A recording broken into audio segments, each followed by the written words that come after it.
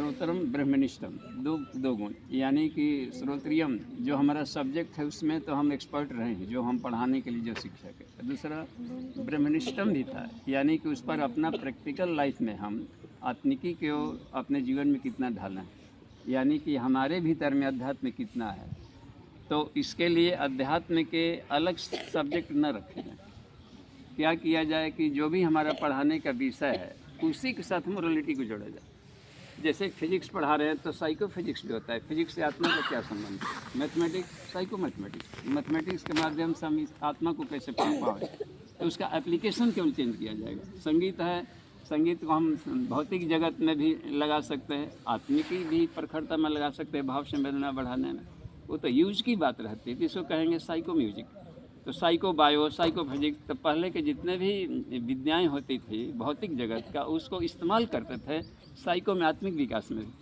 तो इसकी ये विशेषता रहती थी। अलग से अध्यात्म नाम का कोई विषय न रखा जाए, अध्यात्म को घोल दिया जाए अपने सारे सब्जेक्ट्स में, तो वो शिक्षक उसी के माध्यम से पढ़ा लेंगे। मोरल शिक्षक हम देखते हैं, कोई फैकल्टी खोल भी दिया जाए तो खाली कथा कहानी कही जा रही है, और उसमें वो शिक्षक दिए जाते हैं जो कि खाली दिन चलना है कथा कह कह के। तो कथा से केवल बात नहीं बनेगी, बच्चों को खेल कर रहे तो खेल के माध्यम से सिखाया जाए। एक स्कूल में बच्चे गार्जियन ले गए 3 बच्चों को, चलो नाम लिखवाते हैं, चलिए। और तीनों आगे कहा कि गुरुजी इसको ले लीजिए, इसको 6वां क्लास में नाम लिख देता है। 5वां ठीक है, 6वां में लिखना है कि 5वां में लिखना है कि हमारे यहाँ हम इसको जाँच करेंगे, अपने में टेस्ट लेंगे, होता है ना प्री टेस्ट। तो टेस्ट लेंगे तो क्या है, तो सब सोचते कि कॉपी कलम आएगा, नहीं केला मंगाओ। केला मंगाने से क्या टेस्ट है, केला 3 मंगवाए, बच्चों को दे दो खाने को। अब मास्टर देख रहे थे, गार्जियन सब देख रहे, अब केवल तीनों बच्चे केला खा रहे। अब खाने का तरीका देख रहे थे, कैसे खा रहा है, कैसे छील रहा है, कैसे खाया, और खाने के बाद छिलका कहाँ फेंका, सब केवल देख रहा था, उसका क्रियाकलाप देखे जा रहे। तो एक ने खा लिया, खा करके अब छिलका यूँ फेंक दिया, ठीक है। तो अब देखिए कि उस लड़के की बुद्धि को देखिए कहाँ क्या फेंक दिया। ये भी नहीं, इतना बुद्धि नहीं ले जा रहा है, रास्ते से कोई गुजरेगा खेल खिलाड़ी तो पैर पड़ सकता है, स्लिप करेगा, हाथ पैर टूटेंगे। लग रहा है ना कि अभी वो ऊंचा क्लास में जाने लायक नहीं है, इसको अपने सिवा दूसरों को केयर नहीं है। दूसरा वाले ने क्या किया कि उसको ये नंबर देते जा रहे थे, plus A B C D देते जा रहे थे। दूसरे बच्चे ने क्या किया, केला की खाया और छिलका को सोच रहा था कि कहाँ फेंके, अपनी बुद्धि लगा रहा। उसी फील्ड में गाय चर रही थी, वहाँ जाकर छिलका गिरा। लग रहा है ना कि इससे बेटर है, छिलका बर्बाद भी नहीं हुआ, गाय का भी स्वास्थ्य बना। ईश्वर फल देते हैं तो छिलका भी साथ देते हैं कि उसी में दाम आप चुका दें और मवेशियों के लिए भोजन भी बन जाए। केवल छिल के तो नहीं कोई गुदा बेचेगा, मक्खियाँ फिर उसमें से ले आएंगे बटोर के। तो साथ में बना ही गया है कि इसमें सिम्बायोसिस का लाभ मिले। तीसरा वाला भी बाकी था, उसको भी नंबर दे लिए। तीसरा ने सोचा कि इसको क्या बात करते हैं, तो उन्होंने सिर्फ कर दिया, तो उसने जाकर डस्टबिन में डाला। तो वो भी कम से कम पैर फिसलेगा नहीं। लेकिन अब सोचिए कि पहला दूसरा तीसरा में कौन वाला बेटर, सेकंड वन। हाँ, तो सेकंड वन को टॉप चुना गया। तो यह रखा जाता है कि जो भी आपके सामान है, जो पढ़ाई लिखाई किया जा रहा है, उसका आप कितना जाकर भौतिक जगत में कितना बढ़िया यूज करते हैं। बॉक्सिंग सिखा दिया, आपने फ्रेंड को ही मारने में लगा दिया, तब तो बड़ा दिक्कत। और इसको हम कोई अपने दोस्त को कोई परेशान कर रहा है तो वहाँ पर पहले समझाएंगे करेंगे, जब बात नहीं मानती है तो आप तो आओ नहीं ना बात में सरने का। इसलिए युद्ध को भी एज ए क्रीड़ा लिया जाता है, युद्ध को भी एक गेम में रखा जाता है, क्रीड़ा के रूप में रखे, बल तो बढ़ावें लेकिन आपातकाल में ज़रूरत पड़े तो आत्मरक्षा के रूप में ही लिए। तो आपकी विद्याएँ पढ़ी हुई कितना काम आया लाइफ में, एप्लीकेशन पर निर्भर करता है। तो मोरलिटी सिखाई जाती है खेल खेल में, करने क्रम में, खेल कूद दौड़ है लचीला, अभी खेल खेल में आपको सिखा दिया गया है तो ये करने का।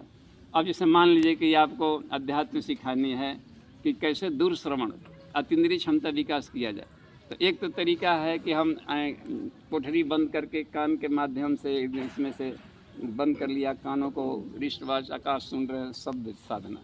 लेकिन बच्चों का माइंड वहाँ नहीं लगेगा, तो इनको खेल खेल में बताया जाए। जैसे बच्चों के आँख में पट्टी बांध दिया जाए, ठीक, और किसी एक कॉर्नर से आप घंटी बजाएं, टन, इसको आवाज़ सुनकर वहाँ पहुँचनी है, तो माइंड में कंसंट्रेशन भी बनेगा। और कौन पहले पहुँचता है तो शब्द सिद्धि भी बनती जाएगी। तो ये रहता है कि हमें अपने खेल खेल में ही खोजना है कि इनके भीतर की अतीन्द्रिय क्षमता का भी विकास कैसे हो। बच्चों जो बोलते हैं उसके साथ में, शब्द के साथ में भावनाएँ भी आती है, न कि सिर्फ शब्द देखना है, शब्द में तो बोले तुतला भी बोल सकता है, कैसे बोल सकता है, ग्रामर से भी बिना ग्रामर का बोलेगा, लेकिन क्या कहना चाहता है यह यदि हम सोचने लगे तो उसकी पीड़ा देखेंगे तो अध्यात्म कहलाने लगेगा।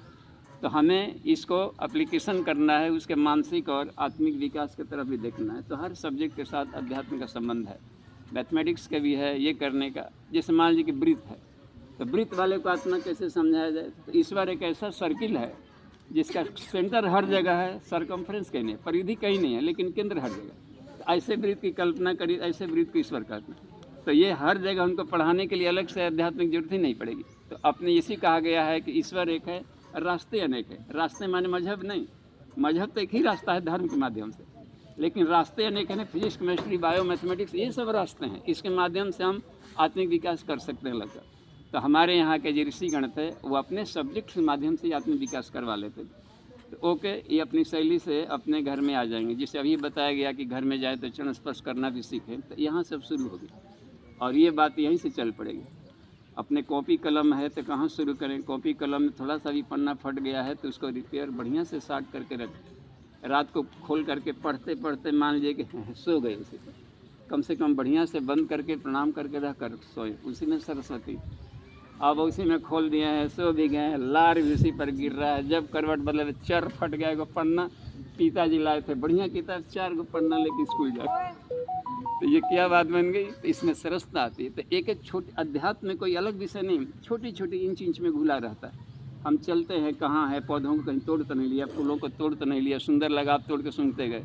पेड़ पर रहता, अपने ग्रुप में रहता तो दिन भर सुगंधित फेंकते रहता, देखते कितना लाभ देता, आपने उसको क्षति पहुँचाई। तो ये धीरे धीरे संवेदनशीलता सिखाई जाती है। रोज़ आए तो पौधों से भी प्रणाम करें, बातचीत करें, हाय हेलो नमस्ते प्रणाम भाई साहब, आज तो अधिक खिल रहे। देखिएगा कि पौधा 4 दिन मुरझाता है, वो 1 महीना तक जिंदा रह जाएगा। सभी प्यार खोजते हैं संसार में। तो ये धीरे धीरे साथ में जी करके रहने को होते। ठीक है, स्वच्छता सफाई से शुरू होता है अपना कर्म। तो जैसे घंटी प्रेयर किया तो उसके बाद अपने सब चुन भी लिए, डस्टबिन में डाले, हाथ धोए, क्लास में गए। हम लोग इस हाई स्कूल में यहाँ से शुरू किया गया था सब, गार्डनिंग करने से लेकर के केवल एक ही माली नहीं करे। हमारे भी ड्यूटी बनता है कि हम अपने तरफ से इसको गंदा न करने दें, इसको तोड़े नहीं, क्षतिग्रस्त न होने दें।